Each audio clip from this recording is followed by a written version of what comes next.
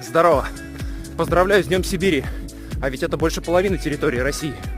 Ограничено с запада Уральскими горами, с востока водораздельными хребтами, с севера Северным Ледовитым океаном, с юга государственной границы России. Сибирские пространства крайне важны. В наше время Сибирь – это символ страны. Международный день КВН посвящен дате выхода первой игры. Сначала название было другим – «Вечер веселых вопросов». Выходила 3 раза, имела успех, но из-за накладки в прямом эфире ее закрыли.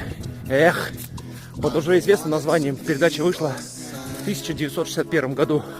Желаю тебе здоровья, иронии и позитива. Ты знаешь, что я имею в виду. До завтра.